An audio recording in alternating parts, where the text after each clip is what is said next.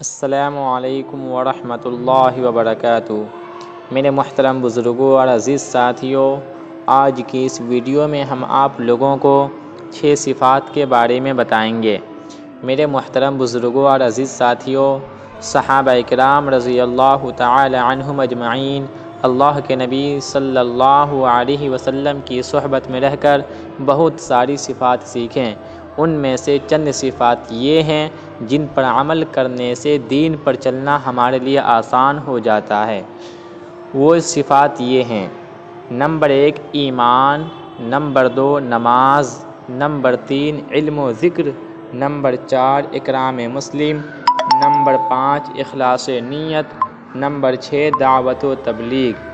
میرے عزیز ساتھیوں، ہر چیز کا ایک مقصد ہوتا ہے۔ ایمان کا مقصد کیا ہے، اس کے بارے میں ہم پہلی ویڈیو میں بتا چکے ہیں۔ نماز کے مقصد کے بارے میں بھی بتا چکے ہیں اور علم کے مقصد کے بارے میں بھی بتا چکے ہیں۔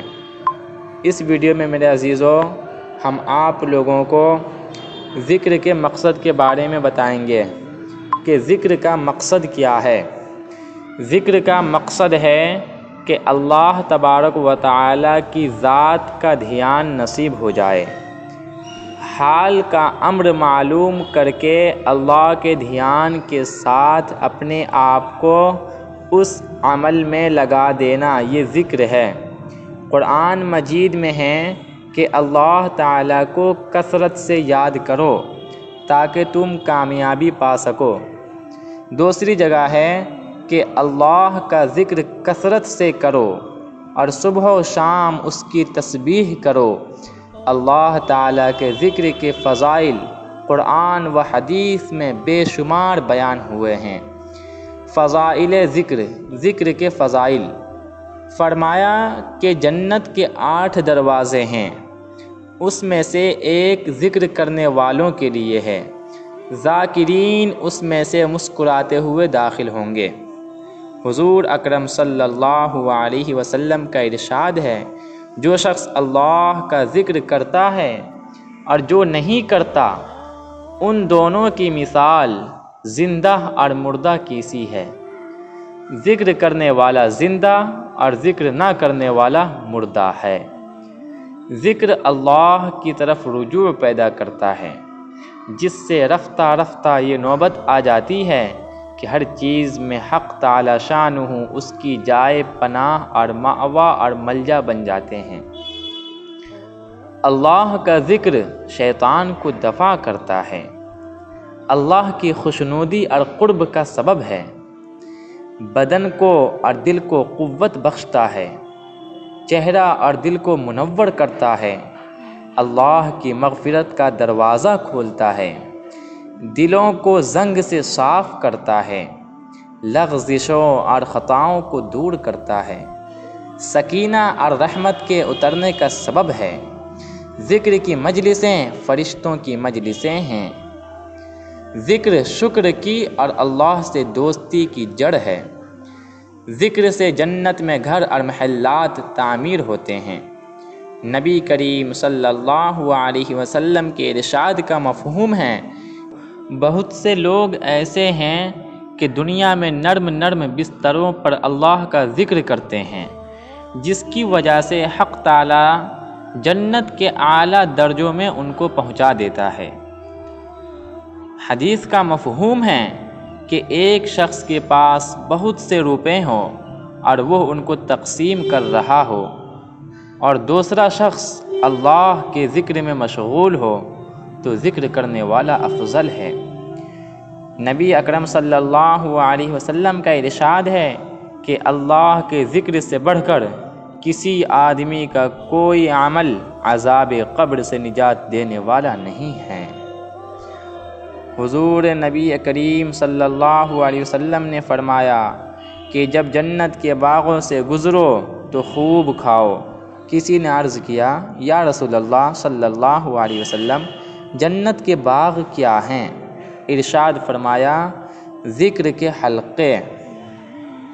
حضور اکرم صلی اللہ علیہ وسلم کے ارشاد کا مفہوم ہے کہ جو لوگ اللہ کے ذکر کے لیے جمع ہوں اور ان کا مقصد صرف اللہ ہی کی رضا ہو، تو آسمان سے ایک فرشتہ ندا کرتا ہے کہ تم لوگ بخش دیے گئے اور تمہاری برائیاں نیکیوں سے بدل دی گئی۔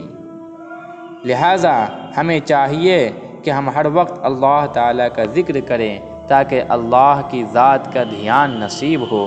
خصوصاً صبح و شام اور دوپہر کی پابندی کریں۔ کم از کم 3 مندرجہ ذیل تسبیح صبح و شام اہتمام سے کریں۔ نمبر 1 تیسرا کلمہ، نمبر 2 درود شریف، نمبر 3 استغفار۔ ان تینوں اذکار کی بہت فضیلت آئی ہیں۔ نمبر 1 تیسرا کلمہ، آپ صلی اللہ علیہ وسلم کے ایک قول کے مفہوم کے مطابق سبحان اللہ کا ثواب احد پہاڑ سے زیادہ، لا الہ الا اللہ کا ثواب احد پہاڑ سے زیادہ، الحمدللہ کا ثواب احد سے زیادہ ہے، اللہ اکبر کا ثواب احد سے زیادہ ہے۔ ایسے ہی لا حول ولا قوت الا باللہ کی بہت فضیلت ہے۔ یہ جنت کے خزانوں میں سے ایک خزانہ ہے، جنت کے دروازوں میں سے ایک دروازہ ہے، جنت کا ایک پودا ہے، اور یہ کلمہ 99 بیماریوں کی دوا ہے۔ اسی طرح سبحان اللہ و بحمدی سبحان اللہ العظیم اللہ کے محبوب کلمے ہیں، زبان پر ہلکے، ترازو میں وزنی اور رحمان کو بہت محبوب ہیں۔ 100 مرتبہ پڑھنے پر 1,24,000 نیکیاں لکھی جاتی ہیں۔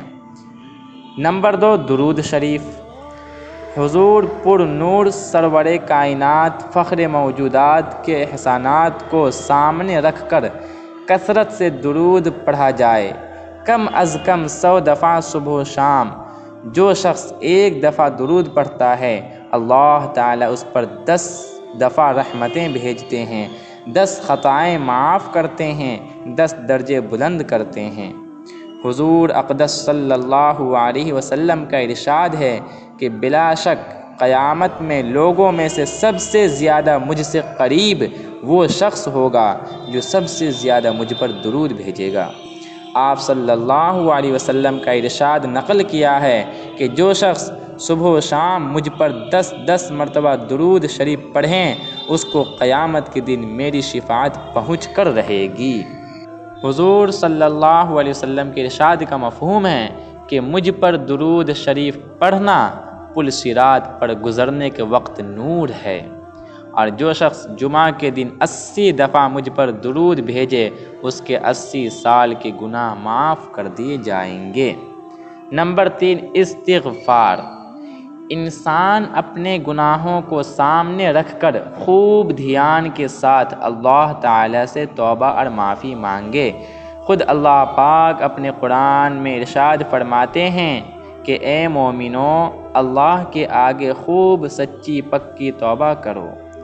رسول اللہ صلی اللہ علیہ وسلم نے فرمایا تم زیادہ سے زیادہ اللہ کے سامنے استغفار کیا کرو، اس لیے کہ میں خود دن میں 100 مرتبہ استغفار کرتا ہوں۔